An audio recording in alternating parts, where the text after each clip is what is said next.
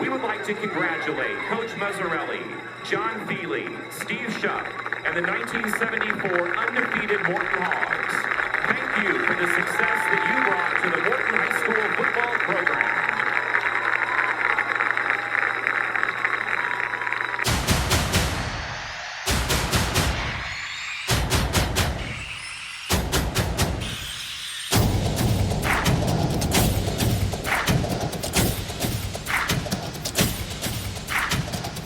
Hello again, everybody. Welcome to this week's MPTV Coaches Show. Ryan Lindley, Brian Dieters. And, we had some football. Hogs get their first win over the weekend, played Canton on Friday. It's nice to get that first W. Yeah, right. It's a great feeling, especially coming off two tough games against tough non-conference opponents, to get your first W at home against a conference team. I know the guys were feeling really good about it at school this week. Let's take a look at some highlights. We put together a little package, so watch a couple highlights from that victory over Canton. Football highlights from the Potters playing Canton. This is Cole Rinkenberger for a touchdown. You see a great block by Vian Seams on that as well, and the Potters early and often scoring in this ball game. You'll see a speed option look right here. It's Isaac Davis at quarterback, and he'll decide to keep it on the option and go ahead and score a touchdown right there as he dives into the end zone. We also had a chance to see Davis as a passer. You see that here as he finds the end zone, this time through the air. Potters continued to score, and we actually aren't even showing you all of the touchdowns. There were so many in this ball game, but there is another Potters touchdown and one final touchdown for the Potters in those special Pumpkin Fest jerseys, and we'll have more on that a little bit later in the show. That was kind of cool, right? You said they're feeling good about it. I mean, it seemed like the whole team got into the act, right? You scored 50-plus points. So not only, you feel good about the win, but you feel like everybody contributed in some way. Absolutely. You're getting a lot of opportunity to get people involved. The atmosphere was great with the uniforms and just the pageantry that goes with that. So just a nice night overall for the entire program.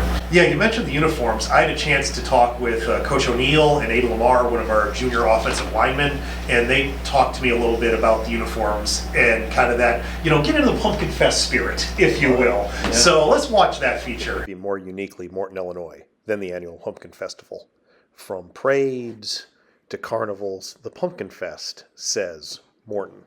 But never before has Morton High School jumped into the Pumpkin Fest spirit the way they had this past Friday night when the football team premiered some Pumpkin Fest specific uniforms.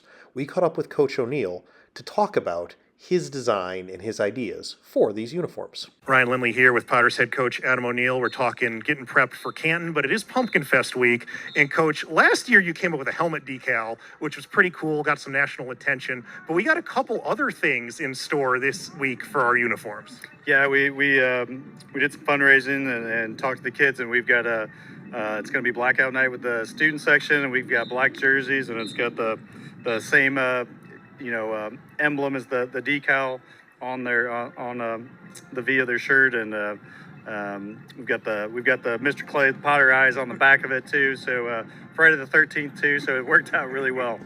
Very nice. I think that'll be fun. And I can't think of the last time Morton really changed up jerseys. So very creative, and I bet you the guys are fired up about it. Yeah, they're pretty excited. They didn't know about these shirts either too, and now they're all looking at mine now, and they're wondering if they get any. They don't know that they're going to get them after practice too. So they'll have a nice shirt for blackout tomorrow at school too. Awesome. Coach O'Neill was certainly enthusiastic about those jerseys, and it was awesome to see them on the sideline this past Friday night. But perhaps nobody was more excited to see them on Friday than the players themselves. We had the opportunity to chat with junior offensive lineman Aiden Lamar, and he talked about the players' perspective seeing their new jerseys and putting them on for the first time. All right, so Aiden Lamar here, junior offensive lineman for the Hogs. So we're talking new Pumpkin Fest jerseys. Yep. Talk to me about when Coach O'Neill showed you those. The team is extremely excited, I would say. We've been kind of wanting a jersey like that for a couple years now, so it was really cool. Awesome. And then tell me about, he didn't just do the jerseys, though. He also got you guys some T-shirts. Saw you guys wearing those around school. Yeah, so we wore T-shirts on Friday instead of our jerseys, and it was cool because it kind of fed into the whole blackout experience, and I would say it just was pretty cool.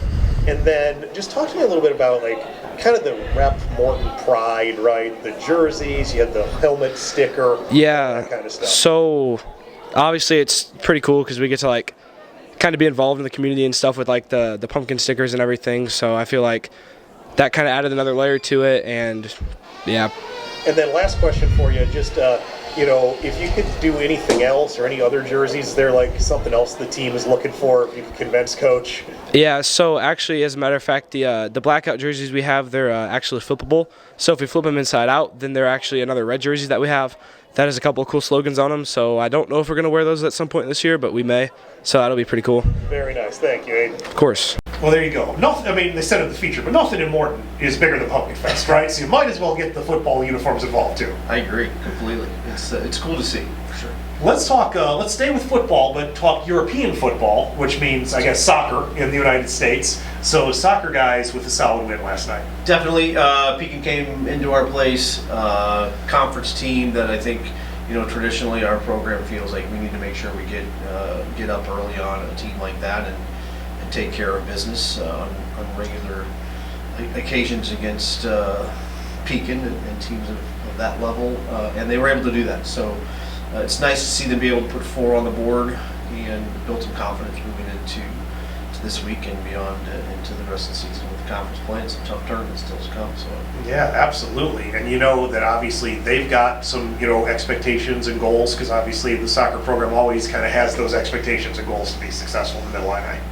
Yeah, absolutely. I mean, there's some tough teams to play. Certainly Dunlap and Washington have been formidable opponents and are playing really well. And so I know that Coach DeLong is getting his guys as ready as can be when you put into account also the injury issues, the inexperience issues. So, we play a tough schedule with the soccer program, and that definitely helps out come late October as we get close to the postseason. And the good news is they got those Dunlap and Washington matches at the end of the year, so they can kind of build toward those. Absolutely, especially with a young team. That's kind of what you're hoping for. So. Absolutely. Let's talk about another group that's having a ton of success, which is our girls golf team. So they went to Pontiac yesterday as we're shooting this, might be a couple days ago as you're at home watching this, but a first place finish in the Pontiac Invite for our Lady Potters golfers. They just continue to roll this year. Yeah, and it's great to see, obviously. And I think golf, it's a compressed season, and it's a sport that I think it's got an ebb and flow to it. So when you're playing well, when you're hitting your drive solid, you're putting with confidence. It's such a mental game. So I'm really happy for the kids, and hopefully that keeps up for them just to have that confidence moving into the rest of the tournaments. Yeah, absolutely. We said we need to maybe get Coach King on next week, so maybe that's a goal of ours because they're having a great year. Maybe he can give me a few golf tips. I mean, you're the more experienced golfer, but I'm always looking for tips. I'd love to take tips too, anything to get the game better. So another group that is doing well, just kind of an update on their schedule. We've got the co-op swim and dive team. They have a couple meets coming up in the next week. They're hosting at 5 Points in Washington Olympia on Thursday, which might be the day you're watching this, because that's the day we're going to post it on YouTube. And then they're traveling to PNB this weekend for an invite there. So, obviously another sport that maybe sometimes flies under the radar a little bit because it is that co-op situation, but those kids obviously working really hard. I mean, swimming is a pretty dedicated sport. Dedicated sport, demanding. These kids that are our swimmers are not only these, wonderful athletes who work so hard, but they're great students. They represent our school so well. And co-op thing makes it a little bit different, that there is kind of this going under the radar thing, as you were suggesting. But it's also a pretty cool opportunity to meet kids from other schools and to kind of, share that sport that you love with them. So obviously best of luck to our swim team here in the next few weeks. Yeah, another group that's getting going literally outside my window as I was finishing up some stuff today before I came up here was our tennis team is hosting Galesburg, and I can see them getting ready to play.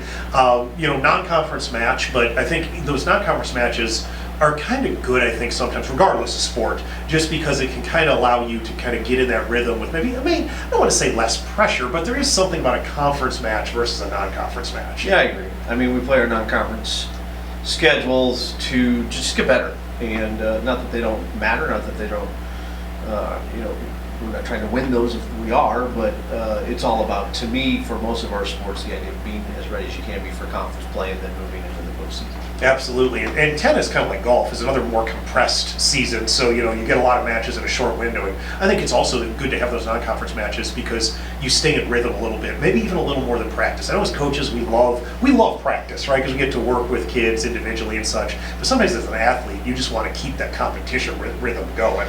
I agree completely. Even with a sport that I used to coach, so demanding on the body, you want to have downtime, you want to have practice to regenerate.